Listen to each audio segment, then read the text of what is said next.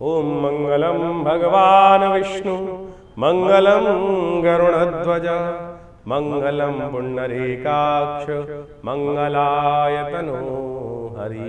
गुरुर्ब्रह्मा गुरुर्विष्णु गुरुर्देवो महेश्वरा गुरु साक्षात् परब्रह्म तस्मै श्री गुरुवे नमः।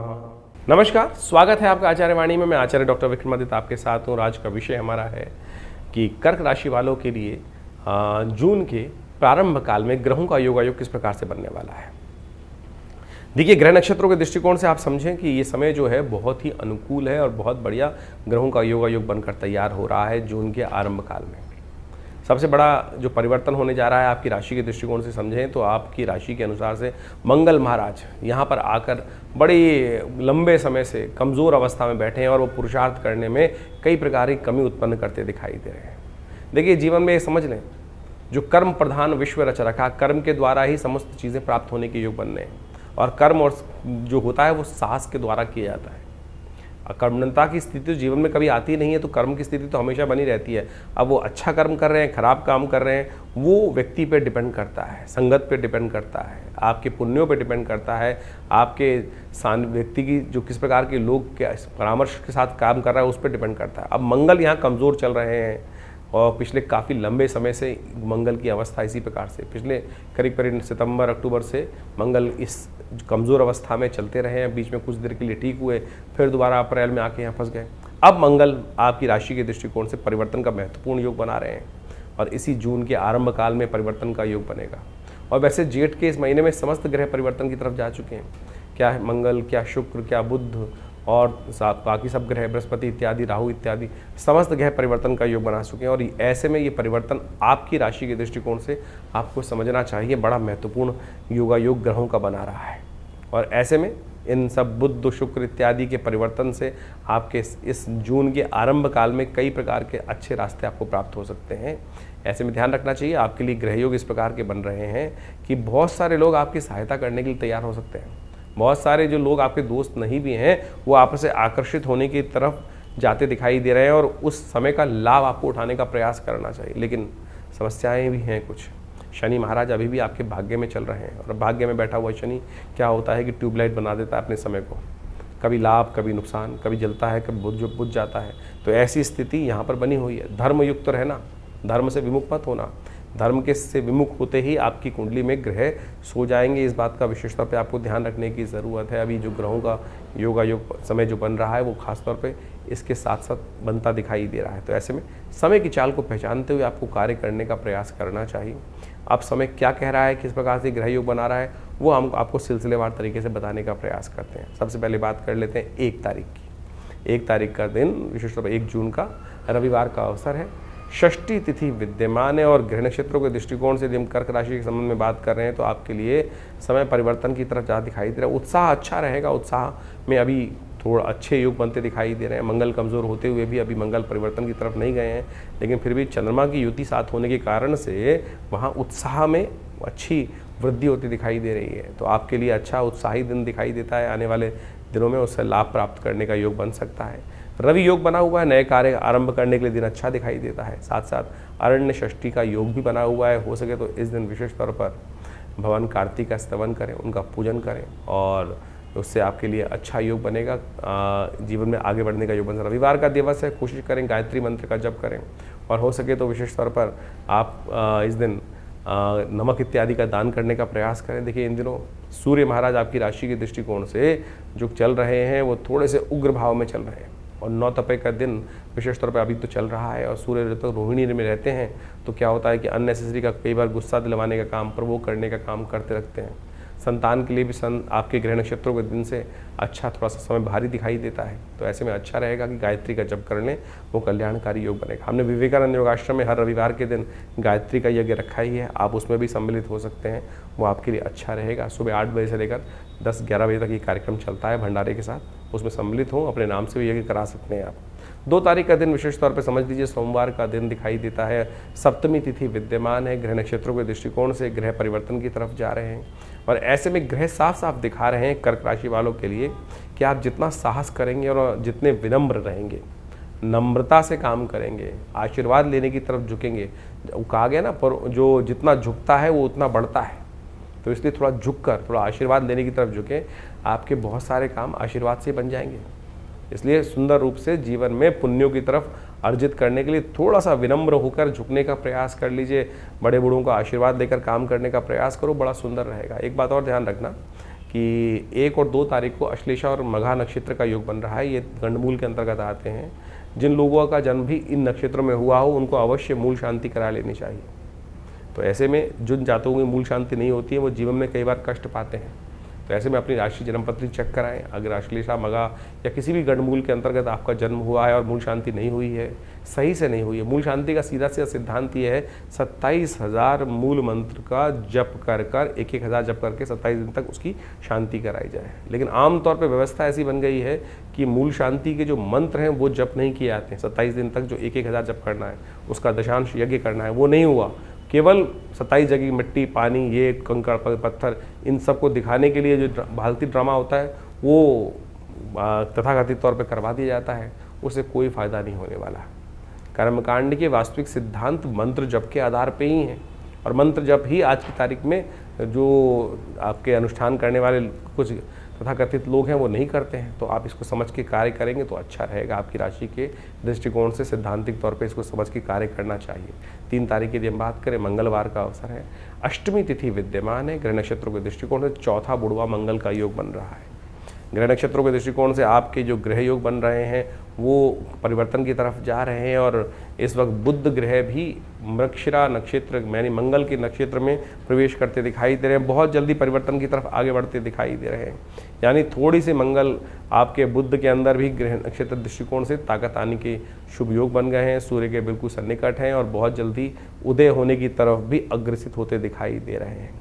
तो ऐसे में थोड़ा सा बुद्ध को भी ताकत देने का प्रयास करें, जिससे बुद्धि सही रूप से और बढ़िया रूप से आपको लाभ देने के योग बनाएं। गौशाला में जाकर थोड़े हरी चीज़ों का दान कर दें। वैसे पक्षियों को हरी दाल दीजिए, वो भी अच्छा रहेगा। लेकिन इस वक्त सबसे बड़ा योग जो बन रहा है वो आप भी समझ लें, चौथा बुढ़वा मंगल योग है। मंगल का ये ज्येष्ठ में जो मंगल पड़ते हैं वो सारे के सारे विशेष मंगल, बड़े मंगल माने जाते हैं। हनुमान जी ने सुंदर रूप से भगवान राम का दर्शन इस ज्येष्ठ के महीने में किया, उन्होंने विशेष तौर पर हनुमान जी की सुंदर आराधना करने का योग बनता है। हमने विवेकानंद योगाश्रम में इन 5 इस बार ज्येष्ठ के महीने में 5 बुढ़वा मंगल पड़े, बड़े मंगल, तो हमने उन सब में सुंदर रूप से सुंदरकांड का पाठ रखा है। आप भी उसमें सम्मिलित हो सकते हैं। और साथ साथ आज धूम्रावती जी की जयंती भी है। जब जीवन में कष्ट समाप्त होने के योग बना ही ना रहे हों, ऐसे कई बार योग बन जाते हैं जीवन में कष्ट ठीक हो ही नहीं पा रहे हैं किसी भी कारण से, तो ऐसे में कोशिश ये करें आप विशेष तौर पर ऐसे में भगवती धूम्रावती का ध्यान करने का प्रयास करें। भगवती धूम्रावती 10 महाविद्या के अंतर्गत महाविद्या का अंतर्गत उनको स्थान दिया गया है। और जिस समय में जैसे बगलामुखी इत्यादि भगवती के स्वरूप हैं, ऐसे ही धूम्रावती भगवती समस्त ऐसे कष्टों जिनको जो सिर से ऊपर पानी जब निकल जाए तब इनके मंत्रों का प्रयोग करना चाहिए, और जिससे आपके दुसाध्य कार्य पूर्ण होने की तरफ जा सकें, चाहे मुकदमे के कार्य हो, चाहे वो संसारिक तौर पे कष्टों के कार्य हो। तो ये भगवती के वो स्वरूप हैं, इसमें इनका ध्यान करके पूजन कर लेने से, अनुष्ठान करने से वो समस्त सिद्धांतिक तौर पर कष्ट पूरे होने के योग बनते हैं।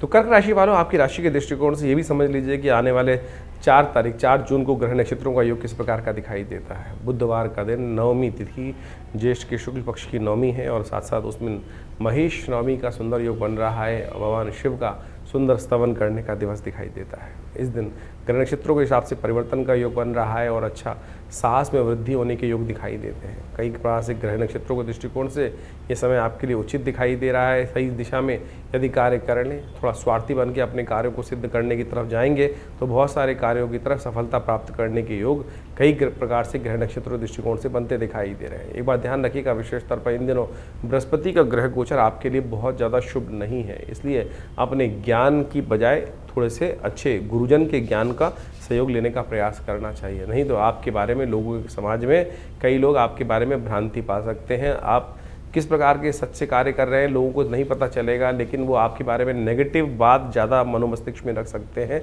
तो इस बात का आपको थोड़ा ध्यान रखते हुए कार्य करने की ज़रूरत है। 5 तारीख की बात कर लेते हैं।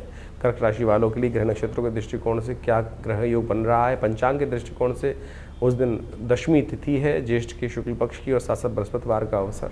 बड़ी शुद्ध तिथि है और ग्रह नक्षत्रों के दृष्टिकोण से बहुत विशेष योग बनता दिखाई दे रहा है। ग्रह नक्षत्रों के दृष्टिकोण से ये योग आपके लिए ग्रह नक्षत्रों के दृष्टिकोण से ओवरऑल जो दिन हमारे हिसाब से दिखाई दे रहा है वो अच्छा दिखाई देता है, आगे बढ़ने के मार्ग प्रशस्त होते दिखाई दे रहे हैं। लेकिन धर्म की तरफ आपको अपनी आस्था दृढ़ रखने की ज़रूरत है। धर्म की तरफ जितना आस्था दृढ़ रखोगे उतना कल्याणकारी योग बनेगा। लेकिन ध्यान रखना, वाणी बहुत ज़्यादा संयमित रखने की ज़रूरत है। इन दिनों वाणी पर थोड़ा ज़्यादा ऐसा हो सकता है कि पता नहीं मुख से क्या निकल जाए, वाणी दोष बनता दिखाई दे रहा है। इसलिए जो भी बोले सोच समझ कर बोले। हम कहेंगे थोड़ा कम बोलने का प्रयास करें, वो आपके लिए अच्छा रहेगा। थोड़ा विचार एकदम जल्दीबाजी में ना दें। कई बार क्या होता है, सबसे बड़ा आघात जो होता है ना वो वाणी का ही होता है। तो ऐसे में बहुत संयमित होकर कार्य करने की ज़रूरत आपके लिए दिखाई देती है। इन दिनों ग्रह नक्षत्रों के दृष्टिकोण से उपाय भी कुछ खास कर लेने चाहिए। तो ये उपाय जो हैं वो नोट कर लीजिए। देखिए, इस दिन खासतौर पे गंगा दशहरे का योग बन रहा है, बटुक भैरव जयंती का योग बन रहा है। ये दोनों त्यौहार जो हैं बहुत इंपॉर्टेंट है, बहुत महत्वपूर्ण है। जो विशेष तौर पर दशमी के दिन पड़ते हैं। ज्येष्ठ मास की दशमी के दिन गंगा का अवतरण हुआ और गंगा का अवतरण इस संसार के कल्याण के लिए महाराज भगीरथ ने, कहा जाता है कि अपनी 3 पीढ़ी तक भगीरथ का जो पीढ़ी थी वो भगवान की आराधना करते रहे। महाराज सगर के जो 60,000 पुत्रों को श्राप दे दिया गया था महर्षि कपिल के द्वारा। और जब कहा जाता है कि जब सत्ता आती है तो कोई भी व्यक्ति जो है वो मदमस्त हो जाता है। तो इंद्र ने एक चाल चली, महाराज सगर ने यज्ञ इत्यादि रखा था, बहुत बड़ा अश्वमेध यज्ञ रखा था। और अश्वमेध यज्ञ के अंतर्गत विभिन्न प्रकार से अपने उस राज्य को सुव्यवस्थित करने के लिए, समृद्धि की पराकाष्ठा प्राप्त करने के लिए महाराज सगर ने अश्वमेध यज्ञ रखा। 100 यज्ञ रखे गए और अंत में उस संपूर्ण संसार में विजय प्राप्त करने के निमित्त, धर्मयुक्त ध्वजा फहराने के निमित्त घोड़ा छोड़ा जाता था। वो घोड़ा जहाँ जहाँ जाता था वो राज्य समस्त थे वो राजा का आधिपत्य स्वीकार करते थे। तो कहा जाता था कि वो जो घोड़ा पकड़ लेता था उसके साथ युद्ध होता था। तो वो जो घोड़ा था, इंद्र ने क्या किया, उसको चुराकर उस घोड़े को महाराज जहाँ पर कपिल मुनि विश्राम कर रहे थे, कपिल मुनि साधना कर रहे थे, वहाँ ले जाके बांध दिया। महाराज सगर के पुत्र जगह जगह घूमते ढूंढते घोड़े को पहुँचे और महाराज कपिल जहाँ पर साधना रत थे वहीं जाके बांध दिया। जब सत्ता में मदमस्त थे, इतना बड़ा यज्ञ चल रहा था और महाराज सगर से बड़ा प्रतापी राजा कौन था उस वक्त? उनके पुत्र, 60,000 पुत्र वहाँ पहुँचे। तो उन्होंने महाराज कपिल मुनि को पहचाना नहीं, उपहास कर दिया कि अरे साधना करने बैठ गए हो, वट समान हो गए हो और ये चोरी करने का कार्य करते हो। शांत झील में पत्थर मारने का प्रयास कर रहे थे। कपिल मुनि की साधना किसी प्रकार से टूटी और उन्होंने क्रोधवश उन जैसे ही सगर पुत्रों को, अहंकारी सगर पुत्रों को देखा, उन सबको भस्म कर दिया। उस तप, जो योग तप के बल से वो सब के सब भस्म हो गए वहाँ पर। महाराज सगर को जब ये पता चला तो उन्होंने बहुत प्रयास किया, लेकिन जब जो कार्य हो चुका था, लेकिन अब उनकी मुक्ति का मार्ग जरूर चाहिए था। उनकी मुक्ति हो सकती थी गंगा जल से ही, गंगा के पदार्पण से ही। तो उनकी समस्त पीढ़ियाँ लगातार 3 पीढ़ी तक उनकी पीढ़ियाँ माँ भगवती गंगा को प्रसन्न करने का कार्य करती रही। और जब माँ गंगा का प्राकट्य भगवान के सुंदर श्री चरणों से निकली हुई, भगवान की जो कहा जाता है कि गंगा की उत्पत्ति की कथा भी बड़ी विचित्र है, वो समझ लेनी चाहिए। कथा कितनी सुंदर रूप से भाव से शास्त्रों में बताई गई है। वामन अवतार के समय में जब भगवान ने 3 पग में समस्त भूमि को नाप लिया था, तो जब भगवान विष्णु का वो पग जो था वो ब्रह्मलोक पहुंचा था, तो तब ऋषि साक्षात ब्रह्मदेव ने उन चरणों को धोने के बाद अपने कमंडल में जो जल रख लिया था वही गंगा थी, वही गंगा बनी। और जब महाराज भगीरथ ने भगवान को प्रसन्न किया ब्रह्मा को, तो भगवान ब्रह्मा ने उस कमंडल जल से वो जल जो था वहीं से गंगा जी को भगीरथ को दिया। लेकिन समस्या ये थी कि वो वेग जो था वो कौन स्वीकार करता? उस धरा पर जब वेग पड़ता तो पृथ्वी फट जाती। तो भगवान शंकर की साधना करके भगवान शंकर को प्रसन्न किया गया कि भगवान शंकर ने अपनी जटाओं में उस गंगा जी को समाया और उसके बाद वहाँ से गंगोत्री से निकलकर जैसे जैसे वो आगे चलती हैं, तो ये गंगा के पदार्पण की सुंदर कथा है। कहा जाता है दशम पापम हरति दशहरा। संसार में जो 10 प्रकार के पाप हो सकते हैं, उन सबसे निवृत्ति जो हो सकती है वो केवल एक बार उस गंगा जल में स्नान कर लेने मात्र से ही हो जाती है। तो इस दिन विशेष तौर पे अवश्य माँ गंगा के जल में स्नान करना चाहिए। गंगा जल का दान करने का भी महत्व अद्भुत बताया गया है। तो ये सब चीज़ें अवश्य करने का प्रयास करें, माँ गंगा की सुंदर आरती करें और समस्त पाप नाशिनी गंगा का सुंदर स्तवन करें, कल्याण का मार्ग प्रशस्त होता है। उसके साथ साथ बटुक भैरव जयंती भी है इस दिन। बटुक भैरव जयंती बड़ी एक ऐसा स्वरूप है भगवान शंकर का जो सशरीर उत्पन्न हुए। कहा जाता है कि एक ब्राह्मण थे, ये कथा भी बड़ी सुनने लायक है, इसको समझना चाहिए। और कहा जाता है कि एक ब्राह्मण थे, काशी के अंदर रहते थे, उनको संतान नहीं थी। भगवान से आशीर्वाद प्राप्त करने के कारण से सशरीर पूरे शरीर के साथ शिवलिंग से प्रकट हुए भगवान बटुक भैरव, और ये 8 साल के बच्चे के स्वरूप में है। इनका मंत्र है ओम ह्रीं बटुकाय आपत उद्धारणाय कुरु कुरु बटुकाय ह्रीं स्वाहा।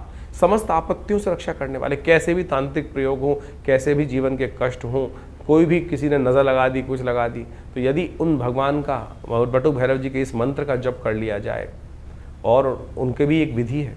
हमने ऐसे ऐसे अकाट्य प्रयोग देखे कि जब कोई अनेक प्रकार के किसी ने कुछ नेगेटिव प्रयोग कर दिए, कुछ ना कुछ समस्याएं, ब्लैक मैजिक जिसको बोला जाता है, वो सब किसी न किसी व्यक्ति के जीवन में हो गया। तो यदि उसको आटे के मीठे गुलगुलों के द्वारा उनका पूजन करने के बाद उनके हवन को यदि इस मीठे गुलगुलों के द्वारा कर लिया जाए, ओम ह्रीं बटुकाय आपत उद्धारणाय कुरु कुरु बटुकाय ह्रीं स्वाहा, इस मंत्र का उच्चारण करते हुए, तो कैसा भी नेगेटिव प्रयोग आपके जीवन में, चाहे फैक्ट्री पे, चाहे दुकान पर, चाहे घर में, चाहे बच्चे पर, चाहे किसी पर भी कई बार हो जाता है। देखिए, किसी घर को तोड़ना तो बड़ा आसान है, बुलडोजर लगा दीजिए टूट जाएगा, कुछ ना कुछ और विस्फोट कर दीजिए टूट जाएगा, बनाने में कितना टाइम लगता है। तो यही इसी प्रकार से कैसे भी नेगेटिव प्रयोग यदि कोई कर दे किसी के ऊपर, जैसे नज़र लग गई किसी व्यक्ति की, और नज़र भी किसी विशेष व्यक्ति की जब लगती है तो बने बनाए बड़े बड़े महल भी खराब हो जाते हैं, अच्छा पहलवान व्यक्ति भी खराब हो जाता है। उन सब से आपत्तियों से रक्षा करने वाला ये अद्भुत मंत्र है ओम ह्रीं बटुकाय आपत उद्धारणाय कुरु कुरु बटुकाय। और भगवान बटुक भैरव जी का मनोकामना अष्टक, जो भैरव अष्टक जो है, वो भी बड़ा चमत्कारी है। समस्त मनोकामनाओं को पूर्ति करने वाला ये बटुक भैरव अष्टक माना जाता है। तो इनका भी इस दिन स्तवन कर लेने से समस्त प्रकार के मनोरथ सिद्ध होने के योग बनते हैं। तो अवश्य इस जो ज्येष्ठ मास के शुक्ल पक्ष की दशमी होती है, इस दिन गंगा जी का अवतरण और साथ साथ भगवान बटुक भैरव जी की जयंती का शास्त्र में वर्णन किया गया है। तो आप इन दोनों उत्सवों को आनंदपूर्वक मनाएं और सुंदर रूप से अपने कष्टों को दूर करने के लिए इन सब विधियों का सहारा लीजिए। शास्त्र में वर्णित है, हमने हज़ारों लोगों पर इसका प्रयोग करके देखा और बिल्कुल चमत्कारिक है। और इसका एक यंत्र भी बनता है, भैरव जी का यंत्र। जब कैसे भी घर में यदि कई बार क्या होता है कि कई बार नेगेटिव प्रयोगों को बचाने के लिए लोग, आपने देखा होगा कि वो लुटिया लगा देते हैं जीभ पे लटकी हुई बाहर, और नज़र से बचाने के लिए, नज़र दोष से बचने के लिए। लेकिन शास्त्र विधि के अनुसार सबसे श्रेष्ठ रहेगा जो बटुक भैरव यंत्र की स्थापना यदि घर के बाहर, फैक्ट्री के बाहर, दुकान के बाहर या व्यावसायिक स्थल के बाहर या आपके घर के अंदर रख दिया जाए, तो क्या होता है, कैसे भी नेगेटिव प्रयोग जो हों, जो भी तांत्रिक प्रयोग हैं, गलत प्रयोग हों, उन सब से रक्षा करने के लिए ये भैरव जी के मंत्र से सिद्ध करा हुआ जो यंत्र है वो अद्भुत रूप से कार्य करता है। तो आपको उसका सानिध्य लेकर रखना चाहिए। वो बहुत सुंदर योग देता है, कष्टों को दूर करने का योग बनाता है। तो कर्क राशि के अनुसार से आपको समझ लेना चाहिए कि आपकी राशि के अनुसार से कौन सा ग्रह योग बन रहा है। तो इसी श्रृंखला में 6 तारीख के लिए जो ग्रह योग बन रहे हैं वो भी समझ लीजिए। 6 जून के दिन शुक्रवार का अवसर, एकादशी तिथि है और साथ साथ ग्रहों का परिवर्तन का योग बन रहा है। इस दिन बुध जो है वो मिथुन राशि में प्रवेश करेंगे। बुध जो है वो विशेष तौर पे कई दिनों से उठापटक के योग बन रहे थे, उदय अस्त के योग बना रहे थे, कई प्रकार से ग्रहों नक्षत्रों का योग परिवर्तन की तरफ जा रहा था। और बुध अब जिस प्रकार से परिवर्तन करके अपने ही घर में आ गए, अपनी राशि में प्रवेश कर रहे हैं, ये बड़ा महत्वपूर्ण रहेगा आपकी राशि के दृष्टिकोण से। साथ साथ इस दिन ग्रह नक्षत्रों के दृष्टिकोण से एक और परिवर्तन का योग बना, चंद्रमा परिवर्तन की तरफ जा रहे हैं। और ये चंद्रमा का परिवर्तन आपकी राशि के दृष्टिकोण से अच्छा ही है, खराब नहीं है, चिंता ना करें, सामर्थ्य अच्छा रहेगा। आज के दिन ग्रह योग आपके लिए पूरी तरह से ओवरऑल पॉजिटिव रहते दिखाई दे रहे हैं। लेकिन ध्यान रखना, कहीं ना कहीं आपके कार्यों के द्वारा बुध का ये परिवर्तन आपकी राशि के दृष्टिकोण से इस वक्त बहुत अच्छा नहीं कहा जा सकता। लोग इस वक्त आपको साइडलाइन करने का प्रयास कर सकते हैं। आपके कर्मों का, आपकी मेहनत का फल शायद आपको पूर्ण प्राप्त करने का योग जब बनकर आ रहा हो, तो उसमें कहीं ना कहीं आपका नाम कट सकता है। तो ऐसे में आपको विशेष तौर पर अपना दखल जरूर देने की जरूरत करना चाहिए, नहीं तो लोग साइडलाइन करने का आपको प्रयास कर सकते हैं। इस दिन निर्जला एकादशी है, ये भीमसेनी एकादशी के रूप में भी जानी जाती है। कहा जाता है कि संपूर्ण जो एकादशी हैं, जो 12 की 12 एकादशी जो आती हैं, पूरे 12 महीनों में एकादशी होती हैं, जो 24 एकादशी टोटल पड़ी, उन सब में यदि निर्जला एकादशी का व्रत एक बार कर लिया जाए तो उनके पूरे के पूरे वर्ष की जितनी एकादशी हैं उन सब का फल प्राप्त हो जाता है। भीमसेन ने एक बार महर्षि व्यास से प्रेरित होकर इस समय में व्रत रखा था। जेठ के महीने में तप रहा हो सूर्य, और ऐसी स्थिति में जब विशेष तौर पर आप समझें कि जो रोहिणी नक्षत्र में सूर्य चल रहे हों और ऐसे में ताप पड़ रहा हो, पूरी तरह से नव तपा का समय चल रहा हो, और ऐसे में जेठ में ये एकादशी पड़ती है, तो ऐसे में पूरी तरह से निर्जल, एक क्षण मात्र, एक जो बिंदु मात्र भी जल अंदर ना जाए, केवल आचमन करने की आज्ञा होती है इतनी कि बस केवल मुंह में जो पानी जो आचमन करने की आज्ञा उतना ही, यदि शौच इत्यादि की बात करना पड़े तो वो ऐसे में केवल पूरा सूर्य उदय से लेकर अगले दिन सूर्योदय तक निर्जल तौर पर रहते हुए, व्रत रखते हुए, यदि भगवान का स्तवन करते हुए, भगवान की कथा का पाठ करते हुए, ओम नमो नारायणाय, ओम नमो भगवते वासुदेवाय का स्तवन करते हुए, ये नहीं सोचते हुए कि आज जल नहीं मिला, जल नहीं मिला, जल नहीं मिला, ऐसे ही करते करते व्रत नहीं रखना है। भगवान का स्तवन, भगवान की कथा करते हुए कार्य करना चाहिए, और उससे आपकी समस्त मनोकामना सिद्धि के योग बन जाते हैं। तो ऐसे में देखिए, लोग पुण्य कमाने के लिए इस दिन जल का दान करते हैं। वैसे तो निर्जला एकादशी का रूप में व्रत रखने का विधान है, लेकिन छबीली लगती है, लोग बांटते हैं। जल का दान करने की परंपरा भारतीय संस्कृति में अनादिकाल से रही है। लोग कुएं बनवाते थे, बावड़ियाँ खुलवाते थे और साथ साथ प्याऊ लगाते थे। ये भारतीय संस्कृति ही है। शायद किसी और संस्कृति में ऐसी व्यवस्था करने की परंपरा नहीं रही। हमारे ही संस्कृति के अंदर जल की व्यवस्था तक का दान करने की परंपरा अनादिकाल से चलती आई है। तो इसका पुण्य लाभ हम सबको लेने का प्रयास करना चाहिए। और इस दिन विशेष तौर पर भद्रा का योग भी बन रहा है, जो भद्रा करीब करीब दोपहर को 3:30 बजे के बाद रहेगी। तो नए कार्यों का आरंभ करने से इस दिन बचना चाहिए। इस बात का ध्यान रखते हुए कार्य करेंगे तो अच्छा रहेगा। तो कर्क राशि वालों, आपने अभी समझा कि आपकी राशि के दृष्टिकोण से विभिन्न दिनों में कैसे योग बन रहे हैं। 7 जून के ग्रह नक्षत्रों को भी आपको समझ लेना चाहिए। शनिवार का दिन है और ज्येष्ठ मास के शुक्ल पक्ष की द्वादशी तिथि है। इस बार द्वादशी तिथि थोड़ी वृद्धि की तरफ चली गई है। 2 दिन की द्वादशी का योग बन रहा है और ऐसे में ग्रहों का परिवर्तन का योग बहुत बनता दिखाई दे रहा है। आपकी राशि के दृष्टिकोण से आपकी राशि में पिछले काफ़ी लंबे समय से मंगल का पदार्पण हो रखा था और अब वो बदलने की तरफ जा रहे हैं। आपके द्वितीय भाव में मंगल का प्रवेश होगा करीब करीब सुबह 4:11 पर, और ये परिवर्तन बहुत विशेष योग बनाता दिखाई दे रहा है। उसके साथ साथ उत्तरा भाद्रपद नक्षत्र के द्वितीय चरण में शनि महाराज भी प्रवेश करते दिखाई दे रहे हैं। ये दोनों के दोनों महत्वपूर्ण परिवर्तन आपकी राशि के अनुसार से बहुत महत्वपूर्ण रहेंगे। नया उत्साह वर्धन करते दिखाई देंगे। साथ साथ मंगल का ये परिवर्तन तो बहुत महत्वपूर्ण है।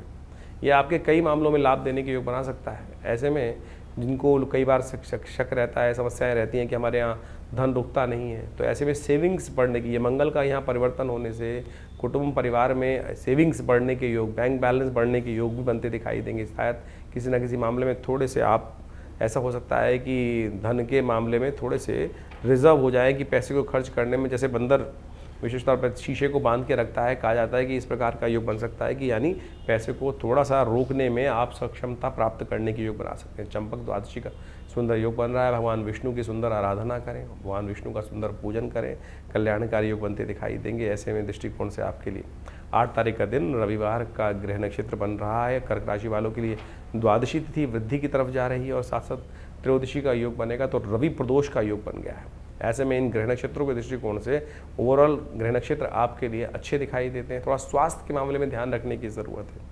और इस दिन सूर्य भी विशेष तौर पर परिवर्तन की तरफ जा रहे हैं। सूर्य रोहिणी से निकलकर मृगशिरा नक्षत्र में प्रवेश कर जाएंगे और जो मंगल का नक्षत्र है, तो यानी ये सूर्य का जो नवताप का दिन चल रहा था, रोहिणी नक्षत्र में सूर्य अपने भयंकर स्वरूप में अग्नि की वर्षा करते दिखाई देते हैं, वो सब परिवर्तन की तरफ जा रहे हैं। और ये परिवर्तन आपकी राशि के दृष्टिकोण से अच्छा है, महत्वपूर्ण है।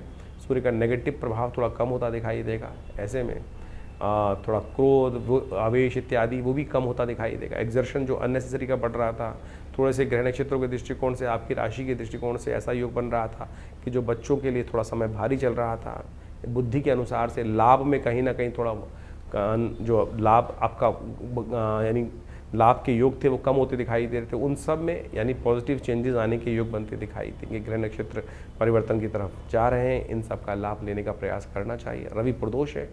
ऐसे में यदि कीर्ति, बहुत सारे कार्य करते हैं हम, हर सब चीज़ में चाहते हैं प्रसिद्धि के योग बने, तो उन प्रसिद्धि में यदि कमी होती है तो ऐसे में रवि प्रदोष जब पड़ जाए, रविवार के दिन सायंकाल में त्रयोदशी पड़ जाए, तो भगवान शंकर का यदि गंगा जल के द्वारा अभिषेक किया जाए तो कहा जाता है बहुत से मनोरथों को सिद्ध करने का योग बन जाता है। तो ऐसे में विशेष तौर पर आग के पुष्प, मंदार पुष्प जो होते हैं ना, वो भगवान को चढ़ाया जाए। मंदार पुष्प पशुपूजिताय तस्मै मकाराय नमः शिवाय, इस भाव को रखते हुए और साथ साथ भगवान का गंगा जल से अभिषेक करने का प्रयास करें। देखिए कीर्ति में वृद्धि के योग बन सकते हैं। आपकी राशि के दृष्टिकोण से ये योग बड़ा अच्छा है, इसका लाभ लेने का आपको प्रयास करना चाहिए। 9 तारीख सोमवार का अवसर है और त्रयोदशी तिथि उस दिन उदया तिथि के रूप में विद्यमान दिखाई देती है। और साथ साथ इस दिन ग्रह नक्षत्रों के योग में कई प्रकार के परिवर्तन के योग भी बनते दिखाई देंगे। और ये परिवर्तन आपकी राशि के दृष्टिकोण से यदि हम समझें तो कई मामलों में आपके लिए अच्छे लाभ के योग बना सकता है ये नक्षत्र। ऐसे में विशेष तौर पर आपके लिए आर्द्रा नक्षत्र के अंदर जो राहु का नक्षत्र है उसमें बुध महाराज प्रवेश करते दिखाई दे रहे हैं और साथ साथ सर्वार्थ सिद्ध योग भी बना हुआ है। चंद्रमा भी परिवर्तन की तरफ जा रहा है और ये परिवर्तन आपके लिए आपके कार्यों में विजय के योग बनाते दिखाई दे रहे हैं। आप अपनी चाल में मस्त होकर काम करने का प्रयास कीजिए। पॉजिटिव रिजल्ट बनते दिखाई दे रहे हैं। पॉजिटिव रिजल्ट्स प्राप्त होने के योग अच्छे बनते दिखाई दे रहे हैं आपकी राशि के दृष्टिकोण से। सुबह सुबह शिव का ध्यान करके, शिव का पूजन करके कार्य आगे करें। 3:30 बजे के बाद से करीब करीब सर्वार्थ सिद्ध योग भी बच जाएगा, तो नए कार्य आरंभ करने के लिए दिन अच्छा दिखाई देता है। 10 तारीख मंगलवार के दिन ग्रह नक्षत्रों का योग जो बन रहा है वो भी नोट कर लीजिए। चतुर्दशी उदया तिथि के रूप में विद्यमान है और उस दिन ज्येष्ठ मास का अंतिम बुढ़वा मंगल पड़ रहा है। ग्रह नक्षत्रों के दृष्टिकोण से ये योग आपके लिए अच्छा दिखाई देता है। और ऐसे में इस दिन बुध भी उदय होने की तरफ जा रहे हैं और बुध का उदय होना ग्रह नक्षत्रों के दृष्टिकोण से कहा जाता है वैसे तो बहुत शुभ है, लेकिन आपके लिए आपकी राशि के दृष्टिकोण से थोड़ा सा आपको बहुत सोच समझ के काम करने की ज़रूरत दिखाई देती है। आपके बुध के उदय होने के कारण से देखिएगा, ध्यान रखिएगा, आपको अपने हक के लिए थोड़ा ज़्यादा मेहनत करनी पड़ेगी। अपने कार्य को दिखाने के लिए थोड़ा सा एग्जर्शन ज़्यादा करना पड़ेगा, नहीं तो लोग ऐसे बदमाश हैं जैसे दूध में से मक्खियाँ निकाल कर साइड में कर देते हैं ना, यानी पूरी मेहनत जो आपकी हो और लाभ आप एक जगह वो नाम ले जाए। जैसे बॉस बैठा हुआ है आपकी कंपनी में और काम आपने की, सब कुछ रिपोर्ट आपने बनाई, उसने अपने नाम से प्रेजेंट कर दी, ऐसी स्थिति बन सकती है। तो ऐसे में ध्यान रखिएगा कि किसी न किसी प्रकार से अपने को प्रेजेंटेशन देने के लिए, लाभ लेने के लिए आपको थोड़ा सा आगे बढ़ना पड़ेगा। इस दिन सत्य व्रत भी है, कोशिश करें भगवान विष्णु का सुंदर स्तवन करें। इस कलिकाल में समस्त रूप से कल्याण के युग बनेंगे। और साथ साथ बुढ़वा मंगल, अंतिम बुढ़वा मंगल, ज्येष्ठ के महीने में 4 की जगह 5 मंगल पड़े और ये 5 मंगल वैसे तो कई शास्त्र के ज्योतिष के दृष्टिकोण से उपद्रवकारी माने जाते हैं और हमने देखा कैसा कैसा विश्व में उपद्रव के योग लगातार चल रहे हैं, शांति है नहीं। तो हमने मंगल का शांति करने के लिए जो बुढ़वा मंगल का लाभ सुंदरकांड के पाठ रखे विवेकानंद योगाश्रम में, 5 हज़ारों लोगों ने उसका लाभ लिया। आप भी इस कम से कम अंतिम बुढ़वा मंगल पर अवश्य माँ भगवान हनुमान जी के सानिध्य में सुंदरकांड का जो पाठ चले उसमें सम्मिलित हों। इस वक्त ग्रह नक्षत्र दृष्टिकोण से महत्वपूर्ण परिवर्तन की तरफ जा चुके हैं और ये परिवर्तन कैसा कैसा क्या क्या प्रभाव दिखा रहा है वो हम आपको बता ही रहे हैं। लेकिन हनुमान जी इस कलिकाल में अजर अमर हैं और कहा गया है और देवता चित्त न धरहि हनुमत से ही सर्व सुख करें। तो इसलिए आप सब भगवान हनुमान जी का सुंदर स्तवन करें। इस अंतिम बुढ़वा मंगल पर सुंदरकांड का जो पाठ रखा गया है अपने घर पे भी करें। हो सके यदि नहीं कर पा रहे हैं तो आश्रम में भी आ सकते हैं, स्वागत रहेगा आपका, कल्याण का योग बनेगा। जो ज्योतिष का ग्रह योग आपने अभी समझा किस प्रकार से ज्येष्ठ के अंतिम भाग में, ज्येष्ठ मास के अंतिम भाग में जो ग्रहों का योग बन रहा है, विभिन्न परिवर्तन के योग बने इस ज्येष्ठ के मास में। यानी अगर ज्योतिष के दृष्टिकोण से आप देखें कि शनि को छोड़कर बाकी समस्त ग्रह अपनी अपनी राशि से परिवर्तन का योग इस ज्येष्ठ के महीने में बना चुके हैं और इन सब का प्रभाव आपकी जन्मपत्री के अनुसार से आपके जीवन पर गोचर का प्रभाव अवश्य हो रहा होगा। और उस प्रभाव को यदि समझा सकता है, कोई समझ सकता है, तो ज्योतिष की गणना के द्वारा ही समझा जा सकता है। इस समय की चाल को समझना ही सबसे बड़ा महत्वपूर्ण है। देखिए ये वैज्ञानिक युग है, इसके अंदर कुछ भी हम जो भी कार्य करते हैं उसको एनालाइज कर लें, समझ लें क्या कुछ प्रभाव कर रहे हैं, क्या करने से क्या प्रभाव उत्पन्न होगा, उसको अच्छे से एनालाइज किया जा सकता है। आधुनिक विज्ञान ने यही समझाने का प्रयास किया और ज्योतिष विज्ञान भी आधुनिक विज्ञान के साथ साथ उन दैविक योगों को आपके मत में, आपकी मति में, आपकी बुद्धि में डालने का प्रयास करता आया है कि क्या ग्रहों का प्रभाव किस प्रकार से आगे आने वाले समय में होने वाला है और उसको समझकर जो बुद्धिमान व्यक्ति उसका लाभ उठाने का प्रयास करते हैं वो जीवन में सफलता को प्राप्त कर लेते हैं। भ्रांति करने वाले, अनेक प्रकार से कटाक्ष करने वाले इस संसार में सदा हैं, सदा रहेंगे ही। कई लोगों की भ्रांति हर क्षेत्र में होती है। वैज्ञानिक तरक्की हो रही है तो क्यों हो रही है, उसका क्या लाभ है, क्यों करनी है, किस प्रकार से करनी है, गाड़ी आई तो क्यों आई, विमान बने तो क्यों बने, दवाइयाँ बनी तो क्यों बनी, किस प्रकार के कटाक्ष लोग करते रहेंगे। जिन्होंने कहा कहना है, कुछ ना कुछ कटाक्ष निकालना है, कुतर्क करना है, वो करते रहेंगे। बुद्धिमान व्यक्ति उन कुतर्कों पे ध्यान नहीं देते और अपनी आगे गति बढ़ाने के लिए जीवन में हर प्रकार से सद्मार्गों पर चलने का यथाउचित भाव से प्रयास करते हैं। ज्योतिष का मत अनादिकाल से भारतीय संस्कृति में रहा है और वो प्रत्यक्ष रूप से बिल्कुल सही है। उसका प्रभाव समझने के लिए बहुत चीज़ों को समझना चाहिए और ज्योतिष के आचार्यों ने अनादिकाल से इस सुंदर व्यवस्था को, विज्ञान को जिस प्रकार से बनाया है, उसके जो गणित के भाग हैं वो आज भी बिल्कुल जो सटीक गणनाओं के अनुसार से निकलते हैं। सोचें कि अनादिकाल में जिस प्रकार से हमारे ऋषि मुनियों ने केवल गणित के सूत्रों को लगाकर उन व्यवस्थाओं को, आकाशीय मंडल में घटने वाले उस योग को उन गणित की गणनाओं के माध्यम से जो कागजों पे उतारा, वो बिल्कुल आज भी प्रत्यक्ष रूप से 100% सत्य निकलता है। इसको भी आपको आश्चर्य के तौर पे स्वीकार करना चाहिए। तो फिर कैसे विज्ञान नहीं है? तो तथाकथित तौर पर बहुत सारे लोग अनेक प्रकार से आपके मनोमस्तिष्क में विडंबनाएं उत्पन्न करने का प्रयास करेंगे। बुद्धिमान व्यक्ति अपने जीवन को सही राह पर डालने के लिए इस विज्ञान का लाभ लें और उससे, हाँ, कई बार ऐसी समस्या हो जाती है कि हम कई प्रकार से भ्रांति में फंस जाते हैं। अब ज्योतिष के अंदर एक कारण जानने का रास्ता बचा है कि जीवन में घटना क्यों घट रही है। ज्योतिष के अंदर जो योगायोग है उसको कर्म के द्वारा बदला जा सकता है। कि सैद्धांतिक तौर पे मान लीजिए आपकी जन्मपत्री में कई बार क्या होता है कि किसी कुंडली में बहुत अच्छे योग हैं, किसी कुंडली में बहुत खराब योग हैं, लेकिन फिर भी वो अच्छे योग कार्य नहीं कर रहे हैं और जो खराब योग हैं उनका प्रभाव जीवन में ना चाहते हुए भी हो रहा है। कारण क्या है? कारण है कर्म, सही दिशा में किया गया कर्म। यदि देखिए आपकी जन्मपत्री जो है वो पूर्व अर्जित कर्मों का अनुसार का कर्मों का लेखा जोखा है। जैसे आपने एक वर्ष में कार्य किया, उसके अंत में एक बैलेंस शीट बनाई और उस बैलेंस शीट के अनुसार से जो भी आपका लेखा जोखा कार्य किया गया उसका पूरा प्रभाव वहाँ दिखाई दे जाता है। बुद्धिमान सीए जो होंगे, ऑडिटर होंगे, उसको देख के समझ जाएंगे कि इस व्यक्ति ने किस प्रकार का, इस कंपनी ने कैसा कार्य किया है और आगे आने वाले में कंपनी किस प्रकार का कार्य करने के लिए रास्ता अपना सकती है। लेकिन यदि आने वाले समय में उस कंपनी ने, उस व्यक्ति ने कार्य ही नहीं किया, कर्म ही नहीं किया, सोया रहा या नुकसान के सौदे कर लिए, तो फिर क्या उसकी बैलेंस शीट, पूर्व की बैलेंस शीट जो है उसके ऊपर कोई चीज़ें इस प्रकार से दायित्व डाल सकते हैं। तो वही प्रभाव आपकी जन्मपत्री का है कि आपकी जन्मपत्री जो जन्मकालीन समय में बनकर आई है वो पूर्व अर्जित कर्मों का लेखा जोखा लेके आई है। जिस दिन से आपका जन्म हुआ उस दिन से आपके ग्रह योगों के साथ साथ आपका कर्म जुड़ जाता है। आप कर्म किस दिशा में कर रहे हैं? यदि सदकर्म कर रहे हैं तो वो पुण्यों का भाव से आपके शुभ कर्म जो है वो आगे आकर आपके जीवन में सुख का पदार्पण कर देंगे। और यदि शुभ कर्म नहीं कर रहे हो, अशुभ कर रहे हो जन्म के बाद से, तो समझ लो फिर वो जो पाप प्रवृत्ति व्यक्ति की है वो कहीं ना कहीं कष्ट देने के योग बना लेती है। तो सैद्धांतिक तौर पे हम इस सिद्धांत को समझाने का प्रयास कर रहे हैं कि जो लोग समझते हैं कि डेस्टिनी डिफाइंड है, ऐसा नहीं है। चेंज कर सकते हैं आप अपने कर्मानुसार। तो ज्योतिष का ये प्रत्यक्ष प्रभाव, कई लोग सरेंडर कर देते हैं कि अगर मेरी कुंडली में दरिद्र योग है तो मैं दरिद्र ही रहूँगा। ऐसा नहीं है भाई। दरिद्र योग है तो उसको परिवर्तन कर कर आप उसको शुभ योग बना सकते हो। और अगर राजयोग है और आप कर्म नहीं करोगे, सोए रहोगे, शुभ उसका लाभ लेने का प्रयास नहीं करोगे, अशुभ कर्म करते रहोगे, तो फिर वो राजयोग सब समाप्त भी हो जाएगा। शुभ योग, धन का योग समाप्त भी हो जाएगा, छन्नी भी बन जाएगा। तो ये आपको सही रूप से समझ लेना चाहिए कि ये सब कर्म का खेल है और कर्म के साथ आपका हर चीज़ जुड़ा हुआ है। शास्त्र में कहा गया ना, अवश्यमेव भोक्तव्यम कृतम कर्म शुभाशुभम। तो इसको हमें सत्य रूप से समझ लेना चाहिए। और अनेक प्रकार से रास्तों को समझाने के लिए शास्त्र में विभिन्न प्रकार के माध्यमों से उन सब सिद्धांतों को समझाया जाता है। और हम समझें कई बार कुंडली के अंदर बड़े प्रकार के दरिद्र योग बने हुए हैं, किमुद्रम योग हैं।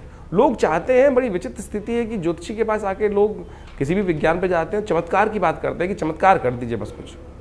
अरे भाई, चमत्कार नाम की चीज़ इस संसार में कुछ नहीं होती है। अगर आप चमत्कार ज़्यादा बात करोगे तो बहुत सारे लोग हर शाख पे इतने शातिर लोग बैठे हैं, वो कहीं ना कहीं आपको कष्ट में डालने के योग बना देंगे। तो इसलिए सबसे पहले अपने मस्तिष्क से, अपने विचारों से इस बात को हटा दीजिए कि चमत्कार कोई कर सकता है। सैद्धांतिक तौर पे कार्य किया जा सकता है, सैद्धांतिक तौर पे आपको कार्य समझा सकता है।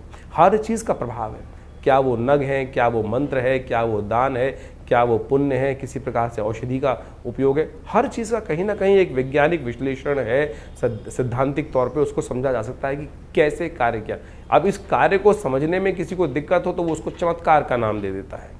तो इसलिए इस बात को सही समझ लें कि चमत्कार नाम की कोई चीज़ होती नहीं है। जिस चीज़ का वैज्ञानिक विश्लेषण हमको समझ में नहीं आ रहा है, प्रोसेस समझ में नहीं आ रहा है, तो हम उसको तथाकथित तौर पे चमत्कार की गणना में ला के खड़े कर देते हैं। तो इस तरह से आप अपने ग्रहों को सही से समझें। तो ज्येष्ठ का महीना जो हमने आपके समक्ष रखा, ये बहुत पुण्य दाने वाला महीना है। इसमें निर्जला एकादशी, इस शास्त्र में कहा गया है कि केवल एक जल का दान, आपके धन के नहीं, जल का दान कहा गया। सोचें, जल तो यथेच्छ मात्रा में अभी तो संसार में व्याप्त है, लोटा भरो और एक जल का दान दे दो, वही सबसे श्रेष्ठ दान कहा गया है। निर्जला एकादशी का सुंदर व्रत इस एकादशी इन ज्येष्ठ के मास में आता है। गंगा का पदार्पण इस ज्येष्ठ के मास में हुआ, जिसे गंगा दशहरा कहा जाता है। दशम पापम हरति दशहरा, केवल एक डुबकी मात्र उस गंगा जल में ले लेने से आपके समस्त अनेक कर्मों में किए गए जो कर्म है, दशम पापम हरति दशहरा, यानी समस्त पापों से निवृत्ति का मार्ग ये दशहरा केवल जल से स्नान करने से प्राप्त हो जाता है। तो सोचें कितना सुंदर भारतीय संस्कृति ने अपने शास्त्रों के माध्यम से उस सिद्धांत, जीवन के रहस्य को समझाने का प्रयास किया है। लेकिन हम तथाकथित तौर पर केवल हर चीज़ में विद्वत जनों को गाली देने का काम करते रहते हैं कि नहीं, जो इस प्रकार से हमारे सनातन के लोगों ने, आचार्यों ने कहीं ना कहीं गोरख धंधा बना दिया, ये कर दिया, वो कर दिया। तो इस बात को, भ्रांति को हटाने का प्रयास करें, अपने संस्कृति के प्रति उलाहना ना दें। हमने संस्कृति के प्रति क्या किया वो समझने का प्रयास करना है हमको, तो वो अच्छा रहेगा। संस्कृति तो बड़ी सुंदर है, परिष्कृत है, सुंदर है, सुनियोजित है, सुसज्जित है, तो हम उसको सुंदर रूप से अपनाने का प्रयास यदि कर लें तो बहुत अच्छा रहेगा। तो आप हमारे शास्त्र मतों को, हम अपने अनेक कथाओं के माध्यम से इन समस्त ज्योतिष के रहस्यों को आपके समक्ष रखने का प्रयास करते हैं, वैदिक कथाओं के माध्यम से उनको समझाने का प्रयास करते हैं। यदि आप इन सब सिद्धांतों को समझ लें तो आपको पूर्ण रूप से अपनी संस्कृति के प्रति विश्वास भी जगेगा, श्रद्धा भी जगेगी, और उससे आप जानकर अपने आप को भी अच्छा लाभ देंगे और हमारे समाज को भी लाभ देंगे। तो ज्योतिष विज्ञान के द्वारा इन समस्त सिद्धांतों को समझ लीजिए और अपनी जन्मपत्री को अच्छे से समझिए। अपनी जन्मपत्री के अनुसार से चीज़ों को समझते हुए अपने जीवन के फील्ड को समझने का प्रयास करें, किस क्षेत्र में कार्य कर रहे हैं। कई बार क्या होता है, हम जीवन में कौन से क्षेत्र के कार्य करने आए थे और कहाँ भटक जाते हैं। बचपन से ही, बाल्यकाल से ही हमको अपने जीवन के लक्ष्य को समझना चाहिए कि मैं किस चीज़ के लिए बना हूँ, मैं कौन से कार्य करने के लिए। नहीं तो क्या होता है, जीवन में व्यक्ति भटकता रहता है और फिर जाके 40-50 साल बाद उसको एक दिशा प्राप्त होती है। और यदि सही से कोई आचार्य मिल जाए, ज्ञानवान व्यक्ति मिल जाए, तो पहले से बता देगा भाई इस रास्ते पे चल रहे, तो इसके द्वारा सुंदर रूप से रास्ता बन जाएगा और कहाँ प्राप्ति के योग बन जाएंगे। देखिए आचार्य चाणक्य ने किस प्रकार से चंद्रगुप्त को ढूंढा और उसको लगाया, और कहाँ एक गडरी के घर में पैदा हुआ लड़का उस इतने बड़े साम्राज्य का अधिपति बना। तो इसलिए ये ज्योतिष के मत के अनुसार से, आचार्यों के मत के अनुसार से, उनके आशीर्वाद से हमें चलने का प्रयास करना चाहिए। और ये समस्त विज्ञान जो है, भारतीय संस्कृति का विज्ञान अपने आप में बहुत सुंदर है, और उसी का प्रतिपादन हम लोगों ने अपने विवेकानंद योगाश्रम में अनेक वर्षों से यहाँ शोध के द्वारा करने का प्रयास किया। हमारे आश्रम के द्वारा सद्गुरु आचार्य श्री केशव देव जी की सानिध्य में रह के बहुत सारे विज्ञानों पर शोध किया गया, योग के ऊपर, मुद्राओं के ऊपर, मंत्र विज्ञान के ऊपर, यज्ञ विज्ञान के ऊपर, और सहस्त्रों किताबें, मतलब करीब 100 के करीब किताबें हमारे संस्थान के द्वारा से प्रकाशित की गई हैं। बहुत सारे अनुसंधान कार्य चलते हैं। तो आप भी विभिन्न समय पर विभिन्न यज्ञों इत्यादि में जो हम आपको सूचना देते रहते हैं, और उसके बारे में आप आकर जुड़ सकते हैं। और विभिन्न रूप से आश्रम की जो गतिविधियाँ हैं, अस्पताल है, ये मंदिर है, और साथ साथ यज्ञ इत्यादि के जो कर्म हैं, उनमें सब में जुड़कर लाभ लें। आपके जीवन में कल्याण का मार्ग प्रशस्त होगा। धन्यवाद।